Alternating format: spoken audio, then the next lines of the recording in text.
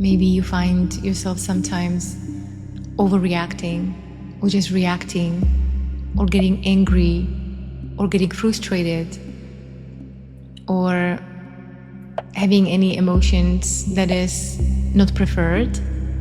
And you wonder, how can you be reacting in a better way? How can you be more aware of yourself? So in these situations, and let's face it, often, always, they are very unexpected when something triggers us. How can we just be more conscious and self-aware? So the self-identity, the self-image can never really be aware of reality. It doesn't notice it lives in an imagined story, and it simply doesn't know what reality is.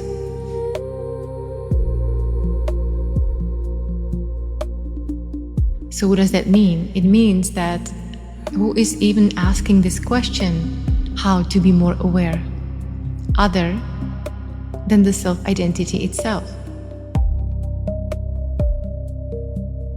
And so when the self-identity tries to be more aware of itself, and notice that I really use the word trying, it's an effort connected to that. Everything it does is very mental, and the core quality is always effort, it's trying. And so it's trying to be more conscious, but what it looks like, it's trying to figure things out. It overthinks, it rehearses conversation, it constantly tries to analyze other people. Also, it's trying to analyze itself. But the whole purpose of this whole show is simply just so it can control situations, and it can control other people, and it can control its own behavior. And of course, this can never be achieved because life is completely uncontrollable.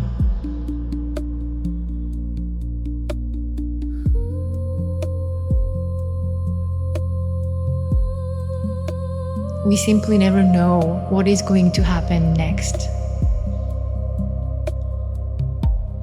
It's like sometimes you really think you know something will happen, but then it happens in a completely different way.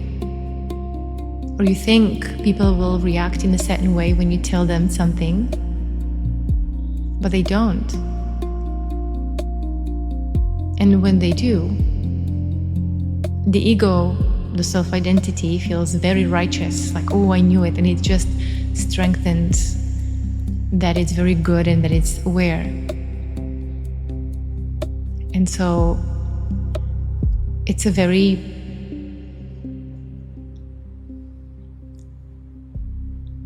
contracting experience, because the self-identity has to be thinking about everybody, including itself, and past images of itself, including the future images of itself,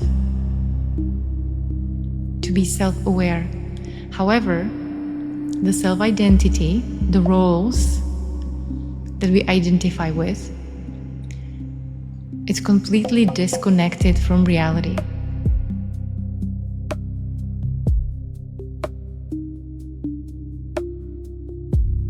It lives in duality.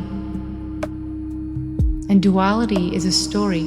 It has a past, it has a future. And there is a purpose of every story. So the self-identity always has a purpose. And the purpose is to survive. And so it tries to achieve it by controlling everything. And I'm not really talking about the physical survival. This is about the symbolic survival. It tries to look like a good person, in a nutshell. And so even though sometimes it can appear that it is very self-aware, what does that even mean? When I speak to my clients, sometimes they tell me that they are very self-aware. And once we start looking underneath, there is just so much that they never considered. Entire world of blind spots, entire universe that they never explored. It's an entire dream that they never explored until they asked themselves really good questions.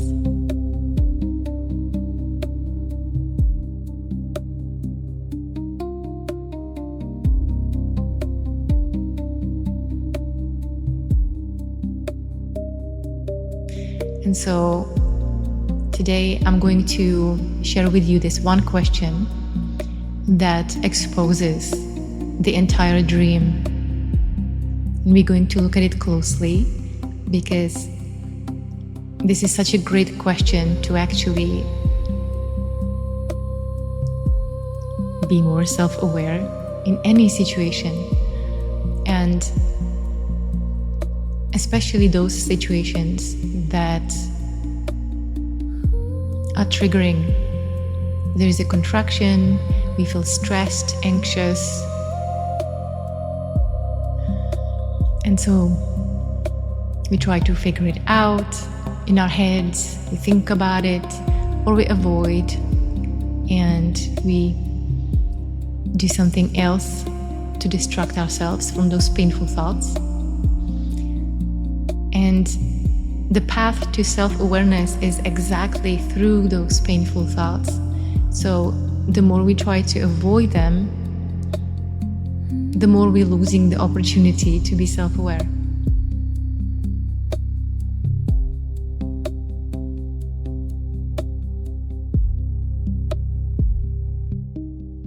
And so the question, which is very powerful and very simple as well, is: what do I must believe to feel this way?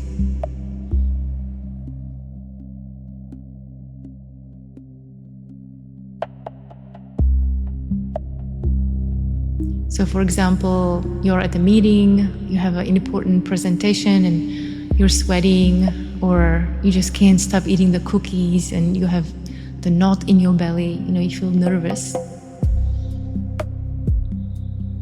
And so when you ask yourself that question, what you must believe, and not just asking really quickly just to try to figure it out, but really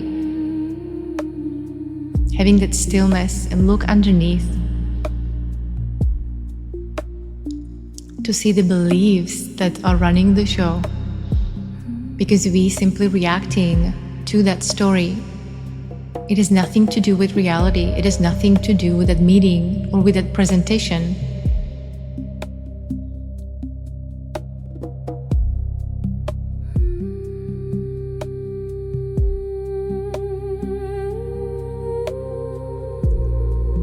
And so we may notice that we feel the way we feel because maybe we believe that we can make a mistake, or that people will judge us, or maybe we are not good enough.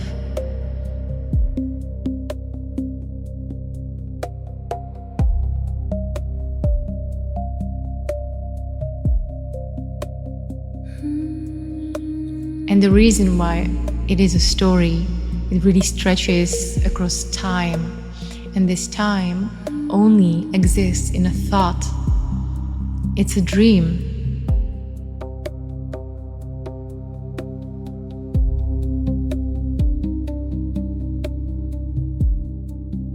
It has nothing to do with reality, with what is. So, but we cannot help but mistake it for reality. That's why it creates all these bodily sensations. And often we believe 100% beyond shadow of doubt that it's true. And the more we believe it, the more we feel all the sensations. And what's worst about this is that the story really stretches all the way to the future. It goes all the way from the past, from the very first moment when you experienced a similar situation. When I say you, I'm talking about that self-identity, the character that lives in that story. It is not real, it is a story. But we mistake it for reality because it's so convincing. It comes with thoughts, images, and so the whole story begins in the past when we felt unsafe, or somebody told us something that didn't feel safe, or that we got hurt. And it stretches all the way into the future.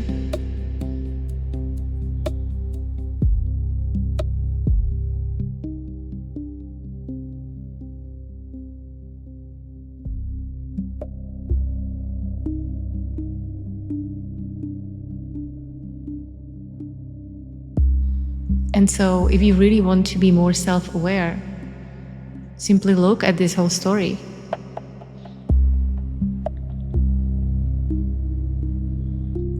It happens in the mind. When you study body language, nobody talks about it, but the way we move our eyes when we're thinking about something, when we're remembering something, we're actually looking at those images that obviously don't exist, but we don't notice. They are just so convincing that we mistake them for reality and we react to them. So there's a whole bunch of stories or judgments, what I believe about myself, what I believe about others, and none of that is true. It's just a very convincing movie. And in my online course, we look deeply into the story of anxiety. And those anxious thoughts, they are particularly interesting because anxiety is always showing us the future images about what will happen. And it's not like what might happen. It's really what will happen. Like, it shows these images that we don't notice it, but it's already showing us the different scenarios, what will happen. And then not only like what will happen to us next, but then what will happen to us after that, and after that, and after that, until all the way to the end, to the very end of our personal story, which is the imaginary deadline.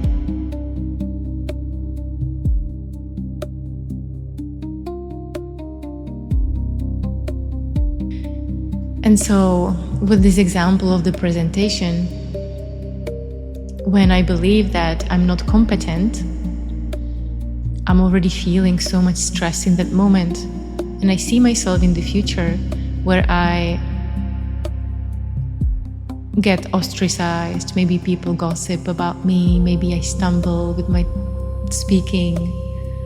Those images are not real, but I react to that. I'm already feeling how I imagine will be feeling. And so I cannot be present in that meeting. I cannot be present in that presentation because I'm trying to manage my stress and my anxiety with different techniques, focusing, rehearsing, thinking about it a week before even the presentation happened. And the stronger the story is, the stronger the images are, the more anxiety I feel. The more convincing they are, the more anxiety I feel.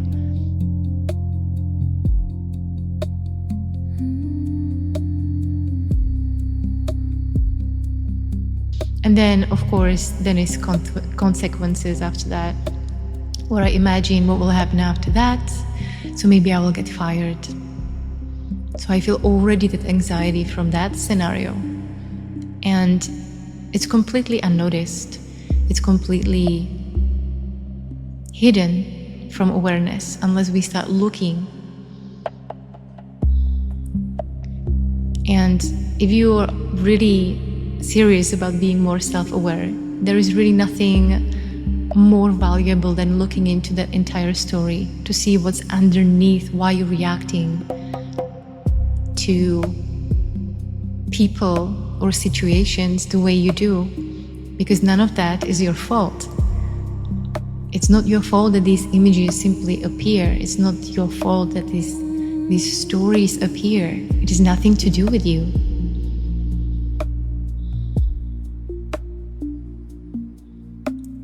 But if you are curious, then taking my online course, or at least trying the free lessons, it's just a natural next step, because it will show you and teach you exactly how to look at those stories and how to dissolve the entire story, not just one part of it, not just that anxiety I feel in the moment,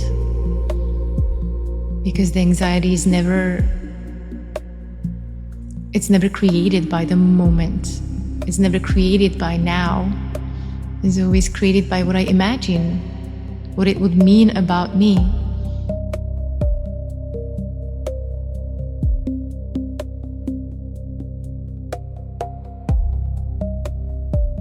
And so in that presentation, I might imagine that I will get fired. And I imagine the days when I will be just home alone with less money, trying to find a new job.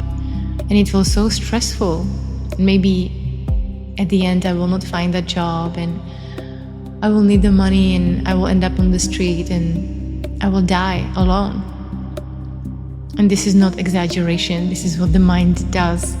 It shows us these scenarios, but we are completely not aware. We're just reacting to it. And the more convincing they are, I already said that, the more we react.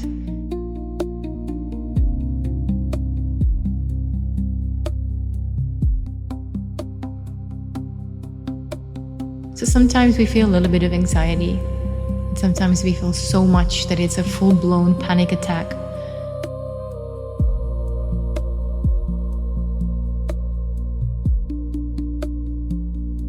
And we don't understand why some people feel in a certain way. We don't understand why people overreact, because we don't know what they imagine, what it means about them.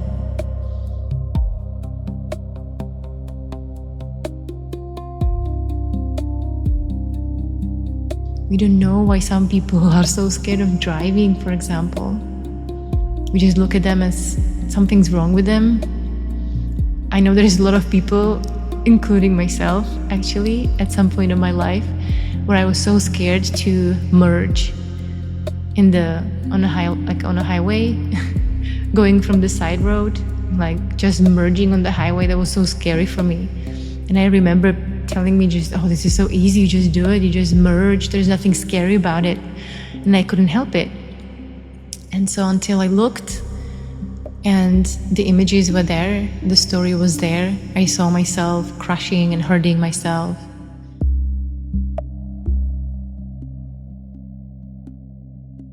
And so if you have a story like that, that's hidden, insidiously hidden, of course you're going to be reacting to it, because you try to protect yourself from that imaginary danger.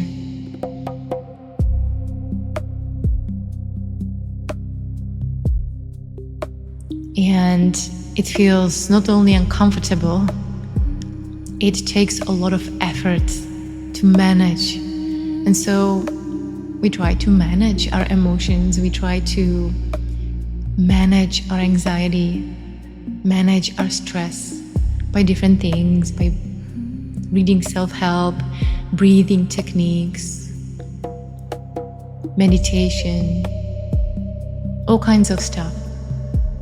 But unless we really look at the stories that the self-identity thrives in, it simply doesn't matter what we do. It will never be enough.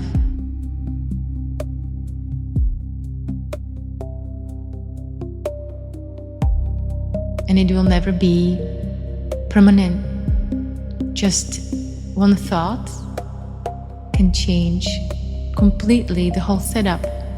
I can feel so happy one day, and just one image about me losing something dear to me, and if it's convincing enough, or someone says something to me, and there's an image and a story just appears out of nowhere. It's like a ghost. It is the dream. It is the duality.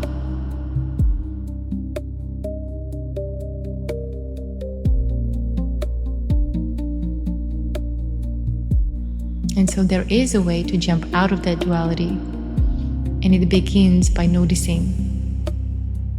Because once we start noticing that story, and also the one who lives in that story, and we see that it is not us, it is just an image in mind, a very convincing image with a very convincing story, and the lines of that story, those are your thoughts.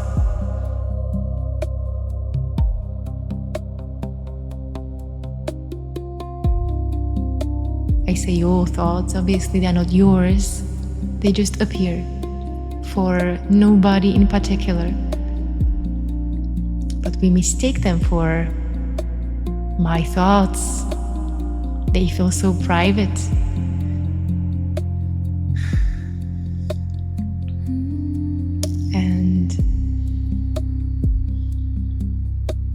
And so there is a lot of things that we do to manage the sensations that are uncomfortable. But it doesn't matter how much we manage those sensations, because we are still trying to protect ourselves from an imaginary threat, but we believe it 100% that it's true. It's always about the future. It's never about now. Now doesn't create any tension. All the tension and contraction or stress in the body is simply created by a story. And we react in the way, always try to control everybody, including ourselves. We try to be more self-aware,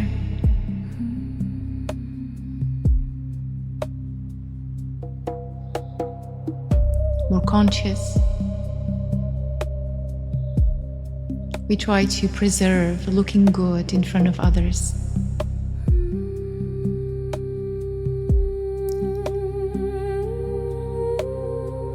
And all this effort, all of this trying, is only disconnecting us from authenticity and from just being.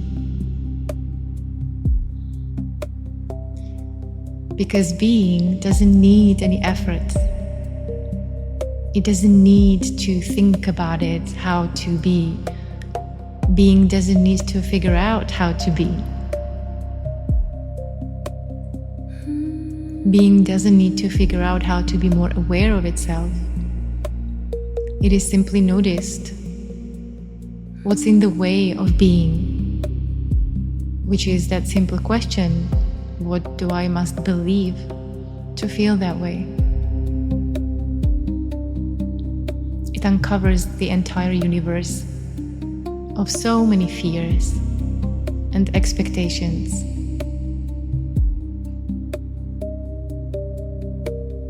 Basically all of these painful thoughts that we're trying to run away from.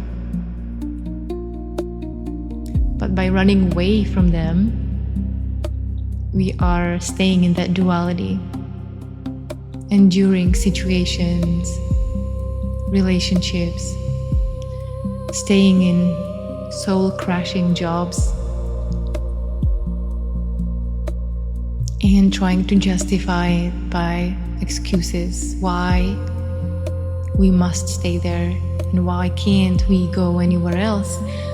We don't know that we are under the influence of a story.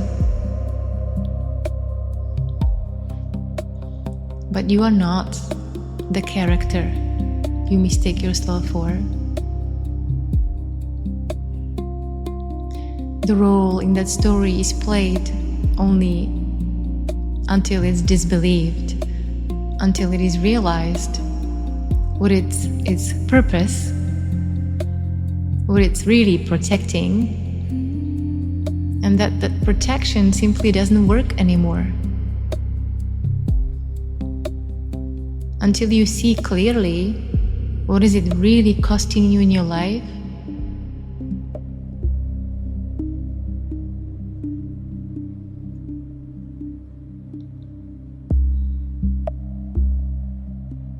and without all these stories, it's just so simple. There is just clarity, openness, patience, love. It's so beautiful that just thinking, well, it's so beautiful.